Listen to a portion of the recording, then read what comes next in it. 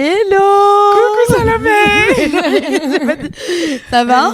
Ça va et toi? Ouais, super. Un peu déprimée, j'avoue, parce que je me suis tapé 8 épisodes de la série dont on va parler aujourd'hui, qui est complètement déprimante mais iconique. Qu'est-ce que t'en penses?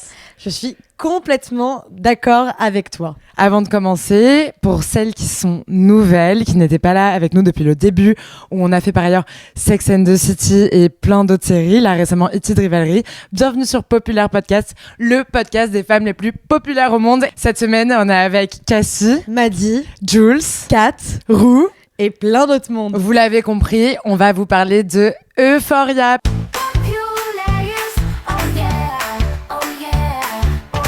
On va vous expliquer un peu ce que c'est qu'Euphoria. Euphoria est une série qui a été écrite par Sam Levinson, qui est sortie il y a quelques années, et qui parle de l'adolescence, de la sexualité, mais surtout de l'addiction. Elle est vue par le spectre du personnage principal, Roux, qui est magnifiquement interprété par Zendaya. Et d'ailleurs, on en profite pour féliciter Zendaya, qui s'est mariée il y a un mois avec son Spider-Man Tom. C'était des photos d'IA. Non, mais c'est vrai, ils sont vraiment Ah mariés. bon Ah non, non, par contre, c'est vraiment vrai. Intéressant. Par contre, ce qui a fuité, c'est de l'IA. Et les gens lui ont dit, ah, ça avait l'air magnifique. Elle était, les gars, c'est de l'IA, c'est vraiment vrai. Mais ils sont vraiment mariés. Chaque épisode parle d'un personnage et plus précisément commence par l'enfance du personnage pour mieux expliquer son spectre et sa personnalité, mais vu par Roux, du coup, ce personnage qui souffre d'addiction à la drogue et toutes les substances, quoi. Par ailleurs, là, on fait l'épisode toutes les deux. D'ailleurs, je suis trop contente, Salomé, ça me fait du bien d'être aussi un peu solo avec toi. Ouais, enfin seule. On va avoir Christophe Tizon qui va nous rejoindre pour parler d'addiction en fin d'épisode. Exactement. Donc, vu que la série est hyper déprimante, personnellement, c'est la première fois que je la voyais. Toi, tu l'avais déjà vue, n'est-ce pas? Moi, je l'avais déjà vue. Je te disais, il faut qu'on fasse Euphoria, il faut qu'on se fasse Euphoria. Et tu me disais, mais ça me fait trop peur, ça va trop m'angoisser. Ouais. Et c'est vrai que moi, par exemple, déjà, rien que le fait de savoir que je dois le revoir, c'était assez dur parce que j'ai adoré cette série. Vraiment, je trouve que c'est du génie, c'est génial, vraiment, j'adore. Mais c'est pas facile, quoi. C'est une série assez dure, qui est assez lourde, en fait. Ouais, c'est une série. En fait, la réalité, c'est que quand elle est sortie, il y avait une telle hype que, évidemment, j'avais voulu commencer.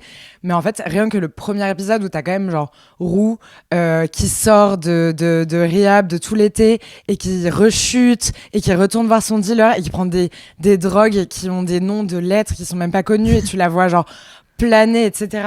En fait, moi, ça me met dans des états d'anxiété et pour moi, c'est quasiment irregardable. Je me suis forcée, j'avoue que premier épisode, j'ai zappé quelques moments parce que, genre, pour le coup, je sais pas pourquoi, je pense que c'est des différentes formes de sensibilité, mais il y a des choses que vraiment je ne peux pas regarder. Et en effet, finalement, je suis quand même plutôt hyper contente d'avoir vu cette série que je trouve une justesse exceptionnelle dans la complexité des personnages. Le récit est incroyable.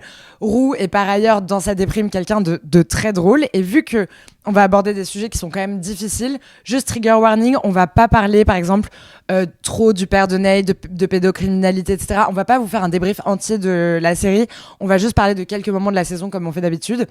Mais pour éviter de trop déprimer, on s'est dit que d'abord on commencerait par une petite liste de choses sympathiques dans la série. Donc vas-y, qu'est-ce que t'aimes dans la série? Déjà, je vais dire chapeau au chef opérateur, parce que les images sont absolument magnifiques. Ouais, moi j'adore les looks de Jules.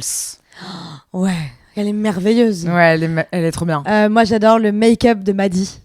Ah, j'adore toutes les fois où elle brise le 4e mur, par exemple quand elle fait la liste des personnes qu'elle a pécho, tu sais. Ouais. Genre, en fait, parfois dans la série, genre en mode vu que t'es dans le spectre de Roux, tu rentres aussi dans son imagination et il y a des choses qui sont cassées. Ah oui, par exemple, parfois elle se met devant, en tant que maîtresse, elle se met devant un tableau et elle commence à expliquer en mode, ok, voilà, ça se passe comme ci, ça se passe comme ça. Exactement. Et je trouve ça trop bien en vrai. Ouais, c'est trop smart. Il y a un autre truc que j'adore, meuf, c'est genre toutes les références à la pop culture.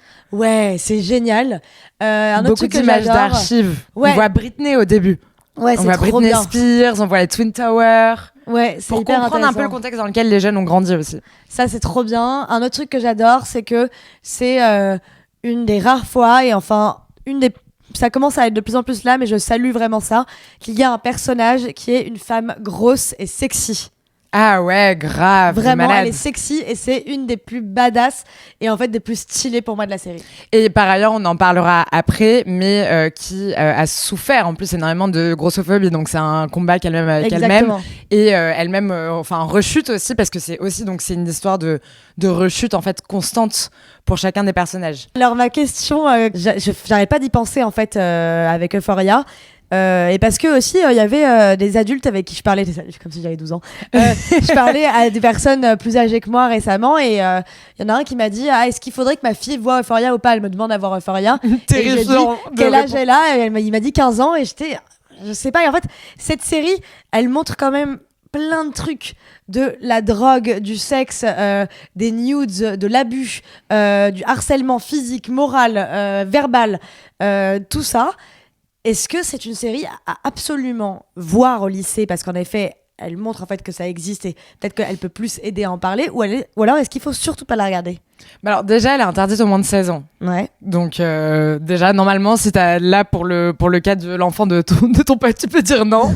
Je dirais que comme tout objet fictif, tout est à prendre avec des pincettes. Je pense que quand on était au lycée, on regardait quand même des choses qui étaient hardcore.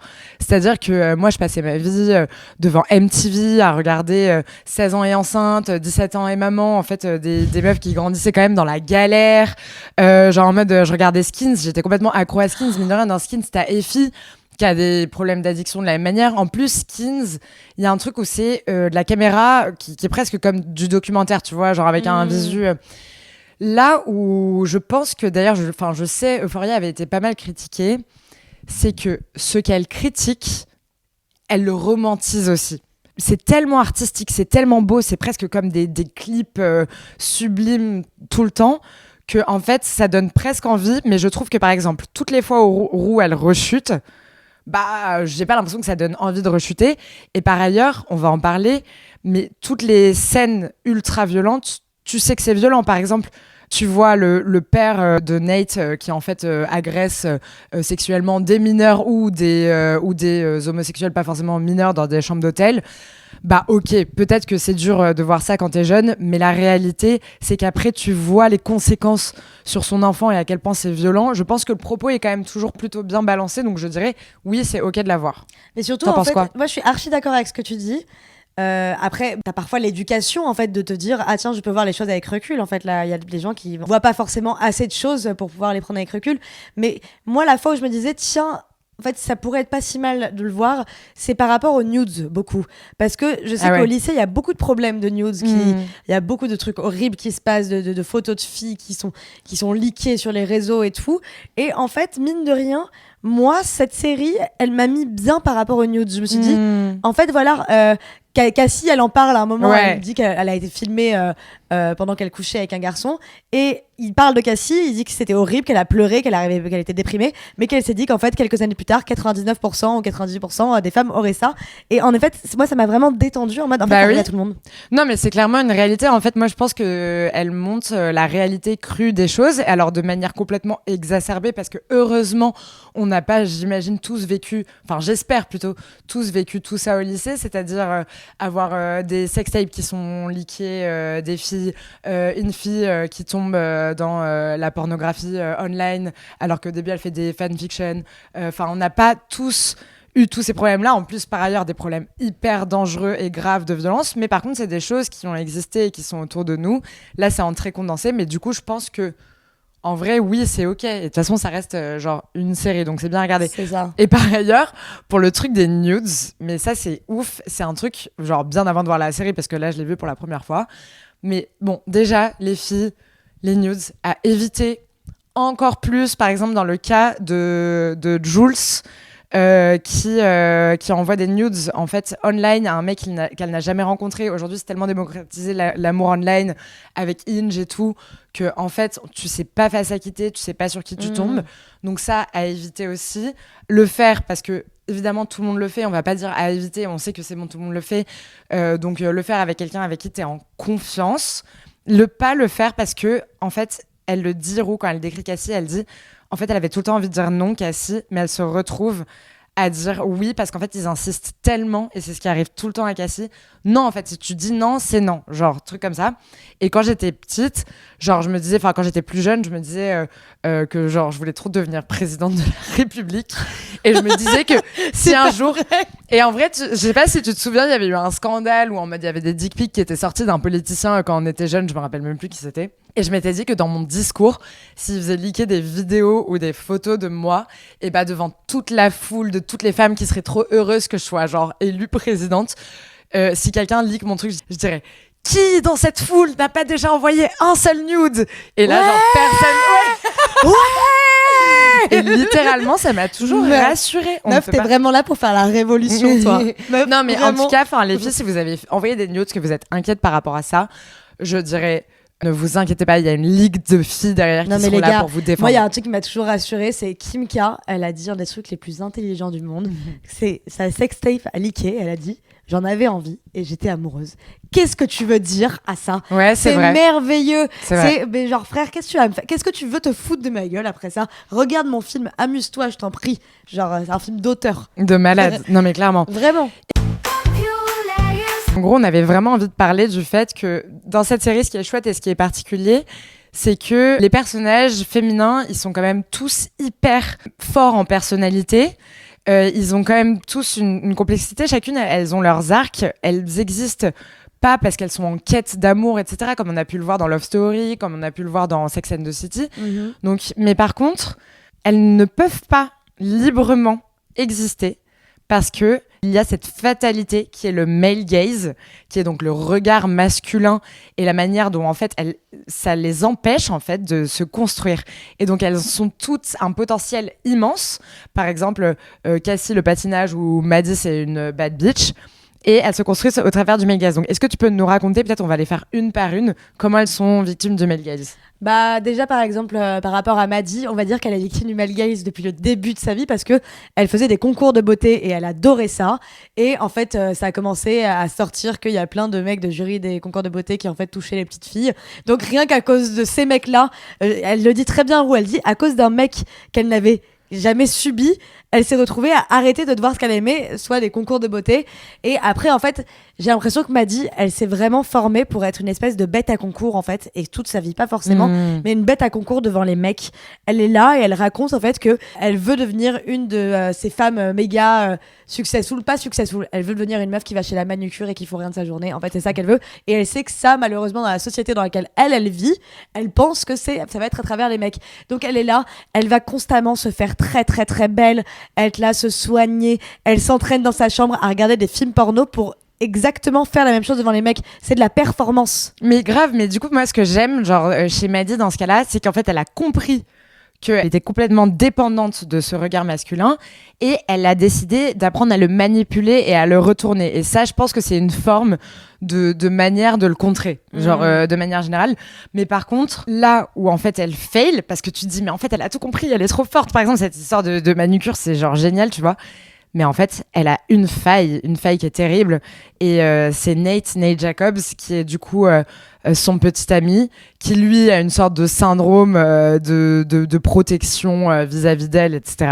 Et qui est hyper violent avec elle.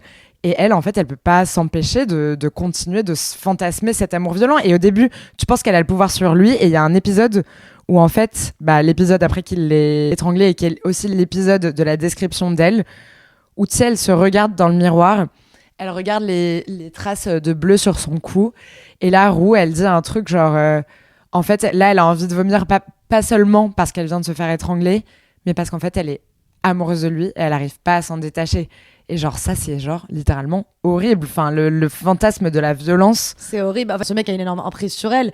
Et elle, en fait, je pense qu'aussi, elle est amoureuse de lui, mais elle est amoureuse du regard qu'il a sur elle. Parce que Nate, en fait, c'est un mec violent. Et en fait, c'est un mec, tu te demandes même s'il aime les femmes, en fait, parce qu'il aime... il les aime pas, il aime les fausses femmes. Il aime un truc qui s'est fait des femmes, une idée qui s'est faite des femmes. Je pense qu'il aime personne, non, c'est un psychopathe. Moi, je sais pas, je pense que c'est très chelou et que, en fait, elle est là et c'est la femme parfaite selon Nate et que c'est pour ça, en fait, qu'elle est amoureuse et qu'elle va rester, en fait. Et c'est là, en fait, où elle va le plus souffrir du male gaze, en fait, m'a dit. C'est que t'as raison. Elle va rester d'un truc, c'est limite narcissique.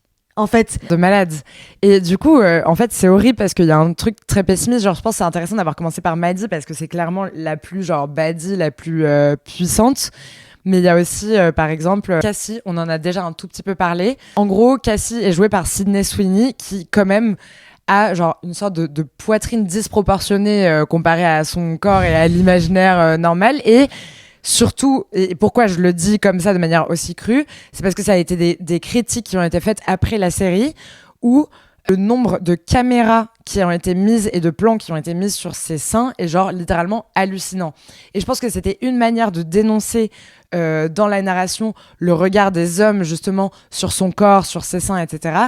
Mais d'un autre côté, vu la réputation qu'a eu Sydney Sweeney après dans le monde réel, et ben en fait ça lui a aussi porté préjudice, tu vois, c'est genre tu dénonces le male gaze mais en fait tu retombes dedans, enfin c'est genre en vrai catastrophique. Ouais, c'est très spécial en fait, la réputation de Sydney Sweeney c'est très spécial parce qu'en fait c'est quand même une excellente actrice. Ouais, qui est sublime. Excellente actrice, mais vraiment surtout elle a super bien de l'émotion, elle est vraiment forte quoi, mais elle a été tellement sexualisée. Non mais oui. Constamment. Et attends, je reviens sur le fait que quand même j'ai dit disproportionné, c'est selon les dires, hein. Genre tout le monde peut avoir n'importe quelle taille de poitrine, etc. Il n'y a pas de bonne proportion ou de mauvaise proportion. Non mais elle est pas, je pense que personne ne fait du voilà. souci pour Sydney Sweeney qui est vraiment la meuf la plus bonne de la planète. Et par ailleurs, voilà, en fait le problème c'est que vu que c'est la meuf littéralement la plus bonne du lycée par réputation et par réalité, en fait elle, son histoire, c'est que bon, elle grandit avec un père qui est très beau, une mère qui a bu et tout. Bon, c'est pas méga important, on va pas revenir dessus maintenant. Un jour, elle a sa puberté et là, elle va genre à une fête de famille. Et il y a genre tous les oncles qui voient sa poitrine dégueulasse. Et qui la serrent contre elle. Mais c'est immonde. Et je sais pas si tu vois, mais je pense que ça nous est toutes arrivé en vrai en tant que jeune fille de passer un certain âge, pas forcément au sein de notre famille, mais tout d'un coup, un peu comme la série qui s'appelle L'été où je suis devenue jolie. Il y a un moment dans la vie d'une femme où ça change et là le regard masculin change sur toi et ça devient des prédateurs. Et là c'est très dur de se comporter parce qu'il y a un truc en vrai où t'en as un peu toi-même, tu comprends que t'as un pouvoir de séduction et t'es satisfait de ça aussi. Et en même temps ça fait peur, en même temps c'est vertigineux. Qu'est-ce que t'en penses d'ailleurs de ça ? Bah, c'est un peu spécial. Moi je me rappelle que j'avais eu la poitrine assez tôt et que c'était un truc... où en effet tu sens le pouvoir que t'as ou un truc comme ça, t'es contente, tu sais pas vraiment pourquoi, mais d'avoir de la poitrine parce que tu vois ton corps se développer et tout, mais en fait tu le subis aussi de malade. Moi je me rappelle qu'il y avait des mecs qui en sixième t'as 10 ans, hein. En sixième t'as 10 ans, il y avait un mec qui m'avait traité de pute devant le lycée parce que j'avais des seins. Waouh, non mais c'est c'est même pas un geste que j'ai fait, déjà même si je fais n'importe quel geste, t'as pas à me traiter de pute, là c'était même pas ça, c'est genre pute, tu as des seins. Genre donc je vois vraiment le regard des hommes sur toi et tout, genre c'est absolument ignoble en vrai. Ouais, de malade. Et par ailleurs genre elle en gros un moment donc bon, elle a une histoire avec un mec qui s'appelle Mackay et tout, peut-être qu'on en parle un peu après. Un moment il y a un mec qui a l'air d'être plus gentil que son mec ou plus attentionné, qui s'appelle Daniel, qui a un peu envie de coucher avec elle, qui la croise dans le lycée, qui est assez genre mignon, touchant, etc. Mais elle fait un peu que lui faire du chaud-froid parce qu'en fait, elle veut pas tromper son mec. Mais d'un autre côté, vraiment, elle, son problème, c'est que, bah, en fait, elle arrive pas à dire non jusqu'au bout. Elle dit des bouts de non, etc. Et ça aussi, ça nous est tout arrivé. Tu dis non une première fois, non une deuxième fois. Et en fait, ils insistent. Et en fait, surtout, particulièrement, c'est des choses qui arrivent au lycée et tu finis par dire oui. Ça, par ailleurs, ce n'est pas dire oui, ce n'est pas du consentement. Genre, juste soyez au courant de ça. Et elle se retrouve avec Daniel à une soirée dans une chambre. Et là, il lui dit, mais cette phrase, mais qui est horrible parce qu'elle refuse de coucher avec lui. Mais pour qui tu te prends, en fait ? Mais tu crois que t'es intéressante, mais en fait, dès que tu te mets à parler, mais c'est d'un ennui. Si tu crois qu'il y a une seule personne, moi je vais te le dire parce que personne ne veut te le dire, si tu crois qu'il y a une seule personne ici qui s'intéresse à qui tu es et pas plutôt à juste vouloir baiser avec toi, tu te trompes. Mais la violence. Mais c'est horrible en plus parce que elle devient comme ça, Cassie, parce que les mecs du lycée ont décidé qu'elle allait être comme ça. J'ai l'impression aussi que c'est un peu sa manière à elle d'entrer en contact, mais en fait... elle est là et en fait juste tous les gens disent que c'est une fille facile, qu'elle est là, qu'elle a ce corps là et tout, et en fait un peu malgré elle, elle décide d'être ça, c'est une fille plutôt gentille et tout, et en fait c'est horrible parce que elle subit en fait le comportement des mecs du lycée qui l'utilisent. Et à un moment il y a son gros boulet de mec qui s'appelle McKay qui lui dit mais ça me saoule les trucs que j'entends sur toi et tout, et elle dit mais qu'est-ce que t'entends sur moi, il fait mais tu sais très bien, et en fait qui lui fait subir ça parce que même en fait si elle avait couché avec plein de mecs, tu n'as pas à faire subir à une femme son body count parce qu'on l'a jamais fait avec les mecs. De malade. Aucun. Elle le disait très très bien, Chloé Thibault, dans le dernier épisode sur Mean Girls. On ne fait jamais subir ça à tous les mecs. Par contre, toutes les meufs, on va se taper toute notre vie. Est-ce qu'on est facile, trop facile ou pas assez facile? Est-ce qu'on a un body count qui est trop ou bien trop bas? Parce qu'en fait, si on est trop vierge, c'est pas assez intéressant, à part pour des violeurs comme Nate Jacobs. Tu vois, c'est vraiment pas possible. Mais de malade. Et par ailleurs, il y a un moment qui est assez intéressant, c'est elles ont une conversation avec Lexi. Lexi, c'est sa sœur, qui est plus timide et qui a grandi aussi un peu en comparaison, du coup, avec Cassie. Parce que elle a pas du tout le même corps, donc elle a pas subi autant. C'est sûr qu'elle l'a subi, toutes les femmes le subissent. Mais le regard que Cassie. Et à un moment, elle demande à Cassie, mais comment tu fais du coup pour pécho des garçons? Et Cassie, elle lui dit, de toute façon, ils viennent tous, et voilà, t'as juste à dire oui. Et là, Lexi, elle dit, bah oui, mais moi, aucun vient. Et en vrai, genre, c'est juste intéressant parce que ça prouve à quel point aussi Cassie, en ayant ce physique de bimbo, qui est littéralement le physique le plus, on va dire, représenté dans la pornographie, et en fait, genre, on peut imaginer que c'est genre le rêve, en fait, d'être la meuf la plus fraîche de l'école et tout, mais en fait, c'est genre un cauchemar, tu es genre le fantasme de mec horrible, et je préfère dans ce cas mais avoir genre en mode le corps que j'ai et être plus comme Lexi qui est un peu plus en retrait, et parce qu'elle a pas eu à dire non jusqu'à étouffer à des mecs, peut se permettre de vivre sa jeunesse et son adolescence de manière plus slow, tu vois. Et l'autre qui a un corps qui est fantasmé et idéalisé aussi dans la pornographie notamment, c'est Kat. Dis-nous un peu Kat, est-ce que tu l'adores? Kat, je l'adore, moi c'est vraiment mon perso préféré. Elle raconte qu'elle sortait avec un mec quand elle avait 11 ans, elle est partie en vacances et en fait elle avait pris 10 kilos et en fait voilà, Kat est grosse. Et quand je dis grosse, je tiens à dire qu'il faut, c'est pas un mot péjoratif parce qu'elle est grosse et belle et que c'est merveilleux en fait. Faut pas arrêter de prendre ça comme un mot péjoratif. Grosse, mince, aucun des deux est péjoratif. Juste les mecs ne sont pas assez matures pour concevoir ça, donc évidemment elle se fait un peu rejeter par la société et c'est horrible parce que ça commence que en fait aujourd'hui à changer en fait ça. À 16 ans, elle commence à écrire des histoires Des fanfictions. J'adore. Et elle est hyper connue mais personne ne sait qui c'est parce qu'elle a un pseudo voilà. Il y a une vidéo d'elle qui leak c'est vrai. d'une mini sextape d'elle mais Voilà. on voit pas son visage mais elle voit qu'il y a des milliers de commentaires et la vidéo elle buzz et tout le monde dit je rêve de voir plus cette meuf et en gros elle se rend compte qu'elle fait fantasmer les mecs. Donc elle dit ok, je vais en profiter et elle fait des caméras sexy avec des mecs qui payent des blindes pour ça. Et dans la vie personnelle, elle commence à plus s'assumer, elle change de style et elle dit cette phrase que j'adore, c'est il y a rien de plus sexy qu'une grosse qui s'en fout. Et là, elle est là, elle est dans le trop mall, sexy, incroyable. et elle commence à prendre confiance en elle et tout. Bon, à côté évidemment, elle commence à coucher avec des mecs et tout, mais il y a un mec qui était là depuis le début de l'année, qui est un mec pas du tout bad boy, pas du tout beau gosse du lycée et tout, un espèce de petit nerd même je dirais. Ouais, et puceau aussi par ailleurs. C'est ça, et il tombe amoureux et c'est merveilleux parce qu'en fait elle subit de base de male gaze. En fait elle se rend compte en fait ok, j'ai tout ce que je veux maintenant, je vais pouvoir vivre mon histoire d'amour avec ce mec. Fin de saison, c'est celle qui s'en sort le mieux. Par contre, c'est horrible ce qu'elle vit pendant toute la saison quand elle fait les cams, etc. Ça donne pas du tout envie. Elle se retrouve avec des mecs qui lui demandent de la maltraiter. Et en fait, à un moment, il y a un mec qui allume même pas sa caméra, qui a une sorte de voix de robot. Et tu sens qu'elle doit se déshabiller. Et là, genre, elle sent qu'elle a dépassé sa propre limite et qu'elle est allée trop loin. Et heureusement, elle ferme l'ordinateur. Donc, il y a un moment très, très rassurant.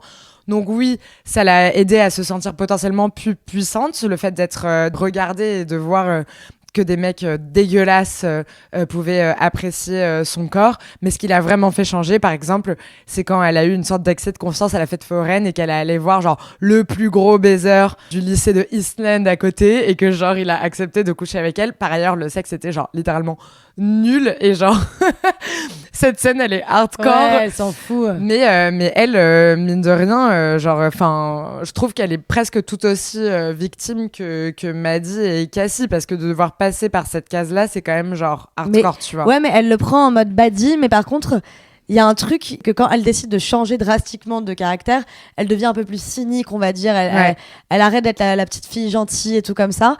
Et Maddie va un peu lui rentrer dedans en mode... qu'est-ce que t'as? J'aimerais bien récupérer l'ancienne Kat et tout, parce que juste elle est plus cynique et qu'elle dit clairement, elle m'a dit les termes, hein, elle lui dit avec ton histoire toxique à 2 balles là, arrête Maddie avec ton histoire de merde avec Nate. Et il y a 2 trucs par contre, c'est que oui elle subit le male gaze, mais elle subit aussi le woman gaze, parce que t'attends, j'ai l'impression dans les films et dans les trucs comme ça, t'as longtemps attendu que l'ami grosse soit l'ami gentille et tout, Ouais, c'est vrai. qui disent pas les termes en fait comme ça. Ouais, c'est vrai. Qui soit pas là, qui soit pas sexy, qui voilà. Et ça n'arrangeait pas bien Maddy que sa meilleure amie en fait soit pas là à lui sucer la alors que Ouais, de elle malade. subit son histoire de merde, voilà, juste elle dira non et voilà, c'est comme ça. Et d'ailleurs, ça me fait penser, en fait, on voulait dire un truc, c'était que, genre, ce groupe de copines, donc, du coup, dedans, il y a les 3 best friends, c'est Maddy, Kat et Cassie. Et après, t'as Lexi qui est là, un peu parce que c'est la sœur de Cassie. Et après, t'as Roux et Jules. Et en fait, il y a un truc qui est quand même ouf dans cette série, c'est que ça montre aussi que les filles qui ne jouent pas le jeu des garçons, qui ne jouent pas le jeu monstrueux de tous les garçons où elles sont des objets objectifiés, etc. Et ben elles sont presque en mort sociale. Ouais. Alors c'est pas pour ça que Roux elle est addicte, elle est isolée, mais par contre t'apprends qu'en fait depuis l'enfance Roux, elle fait des crises d'angoisse. Elle supporte pas les prises de parole publiques. Dans la classe, etc., elle s'est toujours sentie un peu mise de côté. Par ailleurs, sa copine, c'est Lexi, qui est aussi celle qui est super timide. Et en fait, ça prouve un peu que si tu ne joues pas le jeu des hommes, t'es un peu en mort sociale. Et la réalité, je trouve que c'est assez vrai.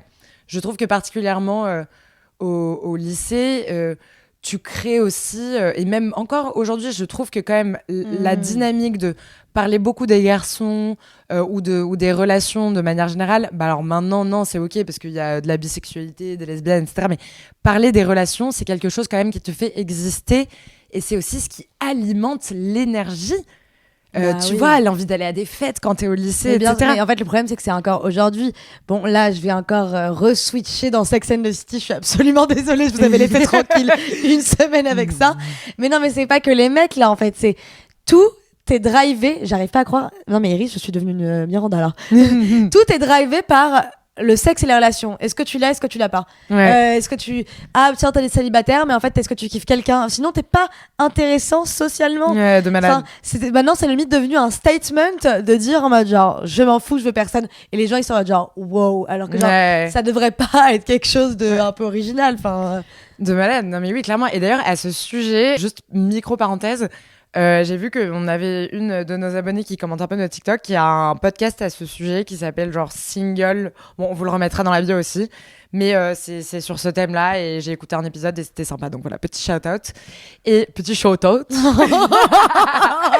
Juste Salomé, genre 2e pouce. Les filles, vous aussi, vous écoutez. Pouce. C'est nous un peu en mode TDAH. Mais t'as remarqué que j'ai mis un jean troué juste parce que c'est Euphoria que je voulais destroy. Moi, j'ai hésité à mettre les paillettes et tout, genre. C'était fou d'ailleurs. Ah, d'ailleurs, voilà, autre point, c'est que juste quand Euphoria est sorti, je sais pas si tu te rappelles, mais on essayait toutes de faire un peu de make-up à la Euphoria. Ouais, de sauf malade. que ça marchait pas trop, genre. Ouais, bah en vrai, c'est pas facile. Ah, moi, ça faisait juste genre, moi, vraiment, ça faisait juste genre festivalière au Solidays. Genre, c'était vraiment pas frais du tout, genre.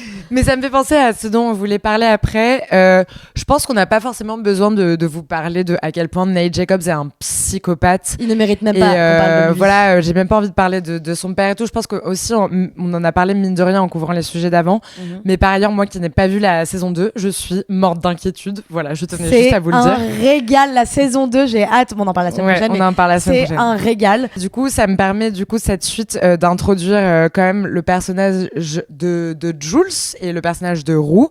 On va en parler de leur relation aussi quand on sera du coup avec Christophe Tison, parce qu'on va parler du côté addiction qu'on remarque un peu plus dans leur relation dans la 2e partie de la série. Jules, quand même, pour vous faire la story, donc elle a commencé sa transition après avoir été mise en hôpital psychiatrique par sa mère parce qu'elle s'automutilait, parce que clairement elle était genre certainement pas bien dans son corps, etc. Et en fait elle a un père hyper présent qui la soutient et tout, donc elle a commencé à faire ça, je pense, quand elle avait 10 ans et à prendre des hormones un peu plus tard. Elle en est très heureuse, mais elle dit qu'en fait, elle n'a pas encore non plus atteint le climax de sa féminité. Et ce que j'aime, c'est que, comme ce qu'on disait tout à l'heure par rapport à Alexis et Roux, c'est un personnage qui est en marge, mais pas que par son identité. Pour moi, Jules, je sais pas ce que t'en penses, mais en fait, tu sais, elle dit que le lycée est oppressant au bal de promo. Et elle se sent hyper bien aussi quand elle est dans la ville et qu'elle rencontre des gens qui sont différents comme elle, etc. C'est surtout une personne qui, en fait, a déjà connu l'ailleurs et qui est quand même beaucoup plus mature que les autres, tu vois. Genre, elle est déjà au-delà, en fait, de tous ces problèmes qui les tâtonnent. Elle a quand même ses propres problèmes à elle. Elle voit des mecs qui la respectent pas, etc. C'est un peu hardcore, mais elle est quand même déjà, elle a déjà souffert. Bah en fait, c'est juste que Jules, au lycée, tu sais pas encore qui t'es. Et quand, en fait, t'es une jeune transsexuelle, je pense que tu sais qui tu veux être. Et déjà, c'est tellement rare. Ouais, c'est vrai. Même à 20 ans, même après le lycée, tu ne sais pas qui tu veux être. Ces personnes-là, elles sont plus en avance que nous parce qu'en fait, elles se sont posé la question qui je veux être. Et parfois, comme elles ont, quand t'as beaucoup de chance, comme Jules, d'être bien entourée, bah, tu peux t'être battue et avoir fait le chemin pour l'être. Donc, bien sûr que t'as une bête de maturité. Et franchement, je tiens à saluer, ça je l'ai pas dit aussi dans les bons points de la série, Jules, qui a fait fermer sa gueule à tous les réacs qui ont vu Euphoria. Moi, tous les réacs sont tombés amoureux de Jules et je suis content parce que j'ai vu des mecs hétéros de 60 ans tomber amoureux de Jules et c'est une révolution pour les transsexuels. Merci d'avoir foutu ça dans cette série. Vraiment, c'est hyper important. Ouais, de malade. Non, mais clairement, en plus, ce que j'adore aussi, c'est que jusqu'à ce qu'on ait son portrait, c'est genre vraiment pas un sujet. Ouais. Genre, elle arrive avec un tel naturel et tout que clairement, ouais, ça fait une bouffée d'air frais, tu vois. Ah, mais c'est génial. Et du coup, Jules, quand elle arrive, donc c'est la nouvelle et il lui manque un truc à Jules, et ça, c'est Roux qui nous le dit au début. Il lui manque une meilleure amie. Elle a toujours rêvé d'une meilleure amie avec qui elle allait pouvoir peut-être vivre plus tard, etc. Genre, c'est vraiment son rêve. Et elle croise le chemin du coup de l'autre qui est un peu mise de côté aussi parce que déjà tout le monde pensait qu'elle était morte et il la voit comme la drug addict du lycée. Et elle croise le chemin de Roux à une soirée. Roux qui la trouve trop stylée parce qu'elle se fout un coup de couteau dans les veines devant Nate Jacobs qui est en train de l'agresser. Et de là naît une histoire d'amitié qui flirte avec l'histoire d'amour parce que là où Roux, elle se découvre pour la première fois, déjà en étant aussi quasiment sobre pour la première fois, c'est que pour la première fois, elle connaît le bonheur, elle tombe amoureuse. Et en première partie de saison, moi qui n'avais jamais vu Euphoria, j'écrivais des messages à Salomé en mode « Meuf, leur histoire d'amour me bouleverse, genre je suis refaite, c'est incroyable ce qui est en train de se passer. » Et j'étais en mode « Mais en fait, c'est sublime. » Donc en fait, pour te sortir du malheur, peut-être qu'il faut juste que tu connaisses ton orientation sexuelle et que tu sortes aussi de ta ville et de là où personne ne change et tout le monde est des psychopathes et en fait, tu vas rencontrer une personne merveilleuse. Oui. Après, moi, j'aime beaucoup cette histoire, mais je te l'ai répondu, et on en parlera mieux quand il y aura Christophe qui arrive. Je pense pas que c'est une histoire d'amour. Alors, on a une surprise, une surprise, non, pas du tout, on l'a introduit au début de l'épisode. On a Christophe Tison qui nous a rejoint sur le canapé de Populaire. Bienvenue Christophe. Salut, bienvenue. merci de m'accueillir. Bon, je vous dis la vérité, Christophe est mon père. Bring your parent to work. C'est vrai. Oui. Pour celles qui n'avaient pas écouté le dernier épisode sur Sex and the City, on était avec la maman de Salomé, on a parlé de chirurgie du sein. Là, on va parler d'addiction. Pourquoi on va parler d'addiction ? Car mon père est un ancien addict qui a fêté en janvier ses 21 ans de clean. Bravo ! Merci. Tu fais un tas de choses. Narcotique Anonyme dit anonyme, mais toi, tu n'es pas resté dans l'anonymat. Tu as beaucoup parlé de tes addictions. Notamment, tu es auteur, tu es journaliste, tu as écrit des romans, des récits, de la fiction, mais aussi des autobiographies, avec un livre que tu as sorti qui s'appelle Résurrection, qui raconte comment tu es sorti de l'addiction. Tu es aussi auteur et réalisateur d'une série documentaire qui est dispo sur Canal+, qui s'appelle Demain j'arrête, et chaque épisode est une forme d'addiction à une drogue légale. Donc par exemple, il y a l'alcool que tu incarnes toi-même. Il y a aussi le tabac, la danse, n'importe quoi. Le tabac, mais qui est par une danseuse de l'opéra. Attention, la danse est très dangereuse pour la santé. Non, il y a quoi d'autre ? Il y a le jeu qui va arriver. Et il y a le sucre. Et le sucre, évidemment, le sucre. Qui est fait par Enora Malagré, n'est-ce pas ? C'est ça. Voilà. Aujourd'hui, on était en train de parler, quand on a terminé l'épisode, de Roux et de Jules et comment, en fait, leur relation est quand même biaisée par les différentes addictions de Roux. Roux, elle commence la saison, elle sort de rehab et elle fait de cure de désintox et elle fait que rechuter. Elle rencontre Jules et c'est peut-être la seule manière pour elle de rester clean, c'est parce que Jules est très inquiète qu'elle rechute. Elle lui dit je vais pas pouvoir être ton amie si tu continues de rechuter. Donc en fait le seul moyen qu'on reste potes c'est que tu arrêtes de rechuter et ça fait tenir Roux. Mais la première question qu'on voulait te poser, c'est quand même quand on regarde la série, moi tous mes copains ils me disent mais qu'est-ce qu'elle est énervante, Roux, elle peut pas s'en empêcher de rechuter, etc. Pourquoi elle peut pas s'en empêcher ? Bah tout simplement la première question qu'on veut te poser c'est quoi l'addiction ? C'est quoi l'addiction ? L'addiction, c'est l'obsession de consommer un produit et la compulsion, c'est-à-dire ne pas pouvoir s'en empêcher malgré les conséquences souvent négatives, très négatives en général. C'est ça l'addiction, c'est une maladie mentale et pas une maladie physique qui consiste à être obsédé par la consommation d'un produit et à ne pas pouvoir s'en passer. Est-ce que c'est une maladie ? Oui, c'est une maladie mentale, c'est classé comme maladie par l'OMS, l'Organisation mondiale de la santé. Mais il y a ce truc aussi, c'est que dans Euphoria, par exemple, et comme dans la vie, il y a des parents qui sont très aimants. En fait, Euphoria, c'est intéressant parce qu'à chaque fois, en début d'épisode, ils montrent l'enfance du personnage. Donc ça veut dire beaucoup de comment est-ce que tu t'es développé et ce que tu deviens après. Et là, souvent, il y a des parents qui sont très aimants, très présents, qui à la fois en fait montrent ce qu'il faut faire et pas faire, et j'ai l'impression que dans la vie c'est la même chose. Il va y avoir 3 types de personnes aujourd'hui. Il y en a qui vont jamais y toucher, c'est comme ça, à la drogue, à toutes les drogues, qu'elles soient légales ou illégales. Il y en a qui vont réussir à le garder très festif, très occasionnel, très exceptionnel. Qu'est-ce qui fait qu'une personne va être, alors qu'elle a rien qui va l'entourer, qui va dire que ça va être comme ça, une addicte?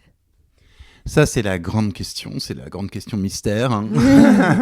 Ce qui fait qu'une personne va devenir une addict, c'est la rencontre d'une personnalité et d'un produit. C'est-à-dire que d'un seul coup, moi par exemple, quand j'ai rencontré l'héroïne la première fois, j'ai pris cette drogue et je me suis dit, c'est ça qui apaise mes angoisses, mes tourments, mon anxiété, etc. Enfin bon, voilà. On peut chercher des tas de causes dans la vie des gens. Tu vois, des traumas, des choses comme ça, des viols, des abus, enfin bon, ou des enfants battus, ou des enfants abandonnés. Mais tous les enfants battus, abandonnés, etc., ne sont pas devenus addicts. Donc c'est vraiment la rencontre entre un produit qui te correspond, qui t'apaise, que ce soit l'héroïne, l'alcool ou même la cocaïne, parce que la cocaïne, c'est un anesthésiant. Quand tu vas chez le dentiste, ce qu'on te met, c'est de la xylocaïne, donc c'est un dérivé de la cocaïne. Donc ça anesthésie. Cette anesthésie des émotions, c'est ça qui fait l'addiction. Bah d'ailleurs, en fait, Roux, elle va raconter comment elle est tombée dedans, et il se trouve qu'elle faisait des crises d'angoisse, et à un moment, un médecin lui donne du Valium, et là, d'un coup, elle est hyper apaisée. Et elle dit que c'est comme ça qu'elle s'est rendue compte qu'il y avait un monde dans lequel il était supportable de vivre. Et à la fois, donc, c'est hyper dangereux comme discours. Heureusement, la série est bien faite. Tu te rends compte qu'en fait, c'est une spirale infernale et qu'en fait, elle est extrêmement malheureuse, mais surtout, elle détruit son entourage quand elle est en train de faire ça. Elle se détruit elle-même, elle détruit son entourage, elle détruit tout ce qu'elle a autour d'elle. Mais oui, il y a un peu cette rencontre entre elle et littéralement le Valium, et après, elle se met à prendre les trucs de son père. Elle prend, dès le début de la série, un tas de drogues dont on avait entendu parler peut-être par des documentaires, etc. Est-ce que c'est des drogues qui circulent aussi en France ? Elle prend fentanyl, de l'oxy, oxy. Est-ce que tu peux nous en parler ? Est-ce qu'il y a une différence en fait États-Unis, et rien que le fait que Jules soit très très jeune aussi ? Il y a une différence, entre la France et les États-Unis. Les États-Unis sont complètement envahis de fentanyl et d'oxy. C'est-à-dire l'oxycontin, c'est un produit pharmaceutique qui a été mis sur le marché par une firme qui s'appelle Purdue, et que les médecins ont prescrit, mais énormément, comme antidouleur. Mais en fait, c'est un produit qui est 200 fois plus puissant que la morphine ou que l'héroïne. Et donc les gens sont devenus accros très très vite. Et cette firme Purdue a berné les médecins en leur disant il n'y a que 1% de gens qui deviennent accros. Et en fait, c'est pas vrai. Il y a 95% des gens qui deviennent accros. Et le fentanyl, c'est pareil. Ça a envahi les États-Unis ça a commencé il y a à peu près une dizaine d'années. C'est une drogue qui vient de Chine au départ, qui transite par le Mexique et qui est fabriqué par les trafiquants mexicains, les cartels mexicains. Et ils ont commencé à envahir les États-Unis il y a une dizaine d'années. Et maintenant, ils s'attaquent au marché européen parce que le marché européen, pour eux, est très, très juteux. Les Européens sont capables de payer plus de $15, c'est-à-dire à peu près 12 €, sont capables de payer 15 €, 16 € pour des petites pilules comme ça de fentanyl. Et c'est 300 fois plus puissant que l'héroïne. Et c'est moins cher aux États-Unis. Oui, c'est moins cher aux États-Unis. Ouais. C'est pour ça que les cartels mexicains visent l'Europe. Oh my god. C'est dingue. Via les... Mais il y a un autre truc aussi, j'ai l'impression, de géographie, c'est que, je sais pas, est-ce qu'il n'y a pas aussi un truc avec ce côté petite ville ? J'ai l'impression qu'il y a un truc dans la petite ville. Le côté petite ville où on se fait chier. Bah ouais, on est au milieu des États-Unis, dans une petite ville où il n'y a pas grand-chose à faire. Est-ce que la drogue va pas venir toucher plus facilement ça ? Non, parce que le fentanyl touche essentiellement les grandes métropoles, puis les villes moyennes comme Portland par exemple. Mais il y en a surtout à San Francisco, Los Angeles, New York, Saint-Louis. Bon, voilà.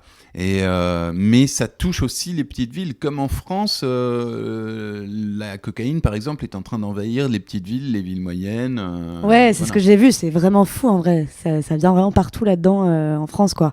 Mais pour en revenir au personnage de Rue, il y a un truc, moi, qui m'intéressait, c'est que, comme disait Iris, elle va rencontrer Jules. Et moi, selon moi, c'est un peu un mirage, parce qu'elle va décider un peu de placer son obsession, qui avant était pour la drogue, sur cette personne.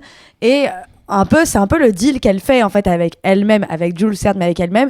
C'est si je vais tenter d'être avec Jules, je vais tenter d'être clean. Alors que je mentais à tout le monde et que je continue à me shooter, là, je vais vraiment être clean. Et elle passe son badge à un moment de 20 jours. Mais est-ce que ce serait pas risqué en fait de mettre son addiction sur une personne, sur quelque chose qui ne dépend pas de soi-même ? Ouais, c'est-à-dire que au début, quand t'arrêtes un produit auquel t'es addict. L'addiction, le phénomène de l'addiction, il est toujours là. C'est-à-dire que tu es toujours obsessionnel et compulsif. Hein. Donc, elle est encore obsessionnelle et compulsive. C'est pas dans les 20 jours ou dans les 30 jours que cette obsession-là peut partir. Il faut faire un travail qui dure en moyenne 2 ou 3 mois minimum pour que l'obsession et la compulsion s'en aillent. C'est-à-dire, il faut bien comprendre que c'est une maladie mentale. Elle est obsédée par ça. Et donc, elle reporte son obsession, comme la plupart des addicts reportent leur obsession sur autre chose, au début au moins. Mais il y a une manière, finalement, de faire... enfin, il y a un travail à faire sur cette obsession-là, cette compulsion. Ouais. Là, pour le coup, ça touche son entourage. Et j'ai l'impression que peut-être le seul endroit où elle peut être sauvée, c'est quand elle va à ses réunions, qu'elle a des personnes avec qui parler. En gros, au début, elle ment à tout le monde. Alors déjà, première question, est-ce que c'est fréquent ? Est-ce que ça arrive qu'il y ait des personnes qui viennent à des réunions et qui en fait mentent, qui disent pas qu'ils ont rechuté ? Est-ce que le mensonge fait partie de l'addiction ? Le mensonge fait intégralement partie de l'addiction. C'est-à-dire que quand tu es addict à un produit, t'arrêtes pas de mentir. T'arrêtes pas de rentrer chez toi, on te dit alors tu vas bien, et toi tu dis oui tout va bien, alors qu'en fait tout va pas bien. On te dit mais est-ce que t'as reconsommé quelque chose aujourd'hui ? Tu fais non. Si t'es alcoolique par exemple, tu planques ta bouteille, etc. Donc le mensonge fait vraiment partie de l'addiction. Et le mensonge au sein des réunions, pour le coup, comme Jules, c'est les narcotiques anonymes, ça arrive. Et dans ce cas-là, comment c'est pris ? Parce que là, j'imagine, s'il y a quelqu'un qui nous écoute et qui, par exemple, serait tenté d'aller en réunion ou de se soigner, etc. Comment c'est accepté ? Est-ce qu'il y a une sorte de zone, en fait, de tolérance ? Enfin, comment ça fonctionne ? Oui, c'est accepté, bien sûr. À partir du moment où quelqu'un franchit la porte d'une réunion, c'est déjà un acte de courage assez énorme. Ouais. Parce que tout le monde ne va pas d'un seul coup ouvrir la porte des AA, des alcooliques anonymes, ou des NA, des narcotiques anonymes, en disant « Bonjour, je suis addict », etc. Déjà, il faut vraiment beaucoup de courage. Hein. Il faut en plus se dire « J'ai un problème » et sortir du déni, quoi. Et puis après... qui mentent pas, c'est pas grave, ils sont là. Et s'ils écoutent, au bout d'un moment, il y a quelque chose qui va se passer, c'est-à-dire que cette obsession va s'en aller. Et ça, c'est ça que je veux dire. C'est ça la promesse des groupes comme Alcooliques Anonymes ou Narcotiques Anonymes, c'est que au bout d'un moment, si tu viens en réunion relativement souvent et si tu y restes 1 mois, 2 mois, 3 mois, au bout de ce temps-là à peu près, l'obsession s'en va. Et puis tu peux profiter de la vie à nouveau. T'as le choix. Ouais. Avant, t'as pas le choix. Avant, t'es obligé de consommer. Ouais, mais en plus j'ai l'impression qu'il y a un truc qui est très dur, c'est que Roux du coup ment sur le temps sur lequel elle n'a pas consommé. Donc à un moment par exemple la salle entière se met à l'applaudir en disant bah voilà, là t'as passé les 2 mois. Et en fait quand tu rechutes, voir ce compteur repasser à 0, est-ce que c'est pas un truc très très dur à nouveau? Parce que est-ce que les jours n'aident pas à ne pas consommer en fait, cette durée? Bah oui, c'est très difficile la rechute. D'un seul coup, t'as un peu moins confiance en toi, ton estime de toi baisse. Tu vois, tu as moins d'estime de toi. Mais revenir en disant « Je suis désolé, mais hier j'ai consommé et j'avais 20 jours et puis là j'ai 24 heures », c'est un acte de courage aussi. Et les gens te disent « Bon, ben, bienvenue, reviens. » Et c'est très, très bienveillant. Franchement, jamais on te dira « Ah, t'as rechuté, c'est horrible, etc. » Ouais, c'est une conversation presque à avoir avec soi-même. Eux, ils vont plus t'accompagner qu'autre chose, j'ai l'impression. Bah, surtout que là, tu parles, t'aimes beaucoup la relation qu'elle a avec son parrain. Oui, en fait, elle fait quand même une rencontre. C'est que elle a pas beaucoup d'amis, donc elle a que Jules, mais qu'elle connaît depuis que très récemment. Et heureusement, lors des réunions, elle va faire la rencontre de Ali, qui est l'une des personnes qui est en réunion depuis plusieurs années. Et lui va lui dire après la réunion, pas devant tout le monde: écoute, je sais que t'es en train de mentir, je sais que là t'as pris quelque chose. Il lui fait une référence en mode, il lui dit le nom du professionnel de joueur de billard et il dit genre je suis le machin des drogués et tout. Et il lui dit, écoute, voici mon numéro. Le jour où tu décideras vraiment d'arrêter, là, tu peux m'appeler et je serai là pour toi. Et j'imagine que là, du coup, c'est la rencontre avec ce qu'on appelle, du coup, au Narcotique Anonyme, le parrain. C'est un référent que tu vas voir aussi en dehors des réunions, avec qui tu vas entretenir une relation. Et ce que j'aime beaucoup, c'est qu'il se retrouve dans un diner. Et je pensais qu'elle allait lui raconter son historique de consommation. Mais en fait, il se trouve qu'elle lui raconte qu'elle est en train de tomber amoureuse d'une fille. Et d'ailleurs, lui, il l'alarme un petit peu sur ça par ailleurs. Mais est-ce que tu peux nous raconter un peu ce que c'est le rôle des parrains, comment ça fonctionne? Est-ce que c'est comme un psy, comme un ami? Un parrain, c'est ni un psy, ni un ami, ni un coach. Okay. Hein, c'est pas un coach de vie que t'appelles en disant « Oh, je sais pas quoi faire, je voudrais lui envoyer un texto, mais je sais pas quel texto lui envoyer, regarde, dis-moi si ça c'est bien. » Je ferais que ça. D'accord ? Je ferais que ça. Donc c'est quelqu'un qui a plus de temps que toi, plus de temps clean que toi, et c'est quelqu'un qui te guide sur la voie du clean. C'est-à-dire quelqu'un qui te dit « Ah, aujourd'hui, tu devrais peut-être aller en réunion, ou alors aujourd'hui, tu devrais peut-être faire cette chose-là, tu vois. Et au départ, par exemple, pour devenir clean, on te dit 1 jour à la fois. C'est 1 jour à la fois. Tu restes dans tes 24 heures. Tu ne te projettes pas. Et donc, le rôle du parrain ou de la marraine, c'est de faire en sorte que son filleul ou sa filleule reste dans ses 24 heures, ne se projette pas, etc. Et moins d'angoisse, de pouvoir l'appeler quand ça va pas, etc. Évidemment, on lui raconte des histoires de la vie quotidienne, etc. Mais le parrain ou la marraine ne doivent pas devenir des coachs de vie, de bien-être et de développement personnel. Hein. Oui. Dans le cas de Roux, quand même, c'est quand même un exemple qui est montré, qui est, on va dire, grave. En fait, elle a failli mourir. Elle a fait une overdose, c'est sa sœur qui l'a trouvée sur le sol, etc. Est-ce que c'est possible quand on a juste un doute d'addiction? Et je te pose la question parce que si vous regardez le documentaire dont on a parlé au début, qui est Demain j'arrête, dans l'épisode sur l'alcool, en fait on se rend compte que rien qu'en France il y a une culture du vin, de l'alcool qui est telle qu'il y a beaucoup déjà de personnes qui ont une consommation qui est déjà en fait de l'addiction sans même qu'on s'en rende compte, et qu'en fait il suffit pas de se cacher pour boire, enfin il suffit pas, il faut pas aller jusqu'à frôler la mort en fait pour être addict. C'est ça. L'addict n'est pas ce qu'on voit dans les films et les séries. L'addict, ça peut très bien être nous à une terrasse de café à boire une bière tous les jours. En fait, c'est ça. Ça peut être aussi à commencer là l'addiction. Oui, c'est ça. Est-ce qu'il y a des profils qui sont entre guillemets moins graves en apparence, mais peut-être que dans leur vécu, par contre, c'est difficile. Et est-ce que eux, ils ont les mêmes réunions? Est-ce qu'ils sont acceptés de la même manière? Ils sont acceptés de la même manière, et effectivement, il y a des gens qui touchent leur fond, comme on dit, c'est-à-dire ils touchent le fond de manière beaucoup moins grave que d'autres. Par exemple, moi j'ai rencontré un type qui était chauffeur de bus. Bon, il était chauffeur de bus et il picolait. Et un jour, il s'est fait pipi dessus pendant qu'il conduisait son bus. Et ça, pour lui, ça a été le fond du trou. C'est-à-dire que pour lui, ça a été absolument inacceptable. C'est là où il s'est senti le plus mal, etc. C'est comme ça qu'il est venu en réunion.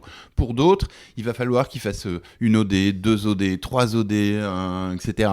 Donc voilà, il y a des gens qui ont des fonds différents. Et par exemple, je connais une femme aussi qui buvait 3 verres tous les soirs, mais qui ne pouvait pas s'en passer. Et au bout d'un moment, elle s'est dit, mais je ne peux plus m'en passer, c'est horrible, etc. J'en ai marre, j'en peux plus. Et au bout de 3 verres, et elle est venue. Bon, voilà, maintenant, elle ne boit plus ces 3 verres, c'est tout, et elle est très contente comme ça. Notre époque, je pense qu'on a tous, enfin une grosse majorité, et franchement, je pense que j'en suis la première, une addiction terrible aux écrans et au téléphone. Et il va y avoir un épisode sur ça, enfin je sais pas si je peux en parler, mais dans la série documentaire. Moi, le truc qui me fait peur là-dedans, c'est que moi, je suis addict à mon téléphone, mais vraiment, genre, hyper addict à mon téléphone. Et est-ce que le jour où, du coup, je perds mon addiction à mon téléphone, parce que je sais pas si ça existe, les téléphones anonymes, parce que si ça existe, je pense qu'il faut vraiment que j'y aille.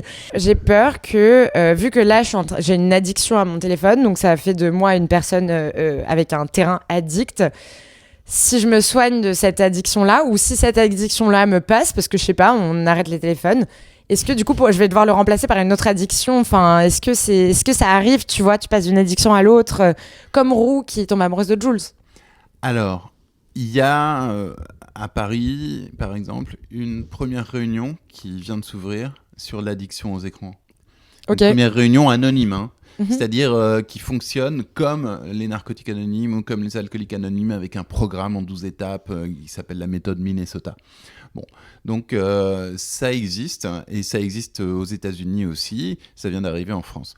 Et quant à ce qui est de remplacer une addiction par une autre, c'est fréquent au début, mais ce que je dis, c'est que ça disparaît à un moment. C'est-à-dire que tu ne remplaces pas forcément une addiction par une autre. Okay. Tu ne remplaces pas forcément une addiction par aller en réunion tout le temps, etc., ou être obsédé par autre chose. Il y a un moment où tu laisse juste le monde entrer en toi et tu profites des plaisirs simples comme de regarder un ciel bleu ou d'être à une terrasse en train de siroter une menthe à l'eau, tu vois. Et c'est juste le monde qui t'emplit, tu vois, qui emplit le vide laissé par la drogue ou par... Donc en fait, d'une envie, d'une addiction comme une autre, l'envie part un jour. L'envie s'en va, l'obsession s'en va. Et ça me fait penser à un truc quand même, t'en parles dans le documentaire aussi, mais à un moment, tu sais, elles sont une soirée, en gros, bah, ils sont tous en train de boire et de danser et tout machin, et elle peut plus parce qu'elle est clean. Comment c'est de vivre ce décalage avec le reste du monde?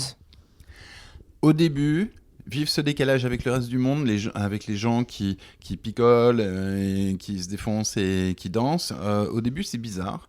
Et puis au bout d'un moment, tu te mets toi aussi à danser et tu t'aperçois que tu n'as pas besoin de cocaïne ou d'alcool pour danser, que tu peux t'amuser comme eux, etc. Et puis même de temps en temps, je me souviens, les premières fois où je me suis remis à sortir et à danser avec des amis en boîte ou dans des trucs comme ça, dans des fêtes, et ben j'avais l'impression d'être sous comme eux, quoi. Mais j'étais clean en fait. Donc voilà, tu redécouvres tous les plaisirs parce que t'as pas besoin d'être défoncé pour danser. Mais la plupart des gens ont besoin d'avoir bu un petit peu pour se lâcher, quoi. Et puis, t'as pas besoin d'être défoncé pour aborder une fille ou un garçon parce que t'as trop peur. Et ben, tu le vis sans filtre. Et c'est ça le vrai, le vrai truc. C'est ça la vraie vie rock'n'roll, comme je dis. C'est prendre la vie dans toute sa dureté, dans toute sa violence, mais aussi dans toute sa beauté, quoi.